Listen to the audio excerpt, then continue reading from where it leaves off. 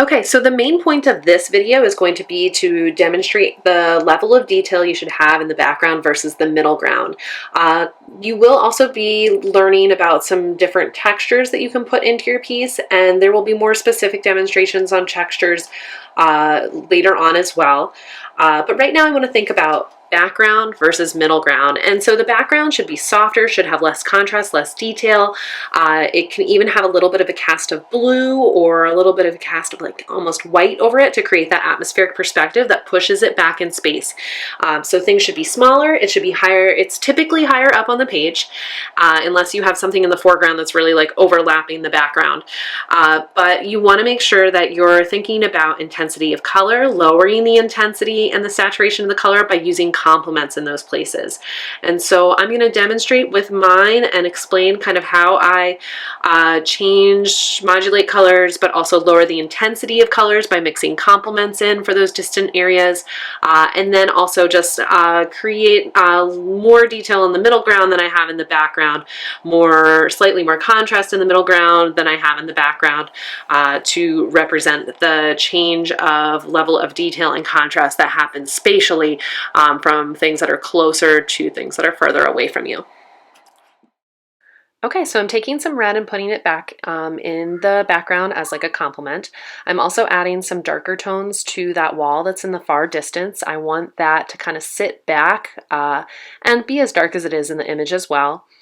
I'm going to work around with that dark blue to kind of create edges and things and then blend it a little bit with the red. But I'm going to add the red into the green area back there really, really lightly.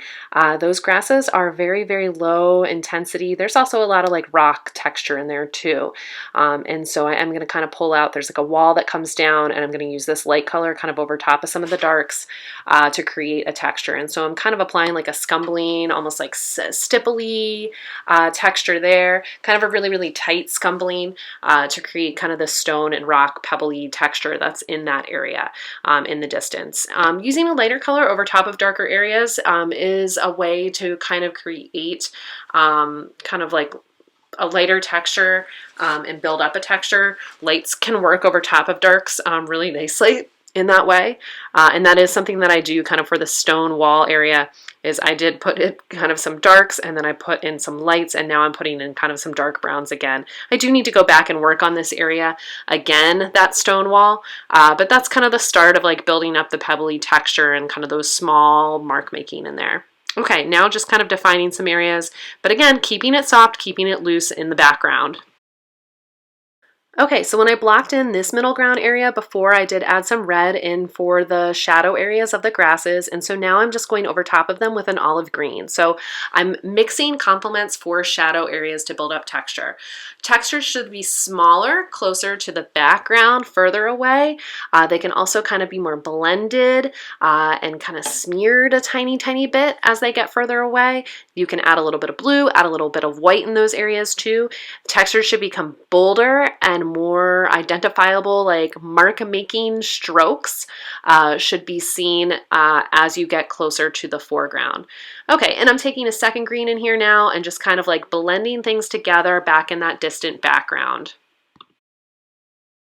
So I'm doing more like small scumbling and like broken color in the background.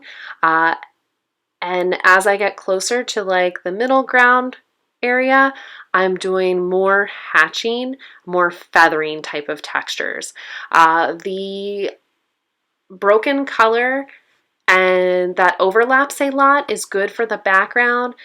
Tight scumbling can be good for the background too, if it makes sense for the texture that you're trying to imitate in your piece.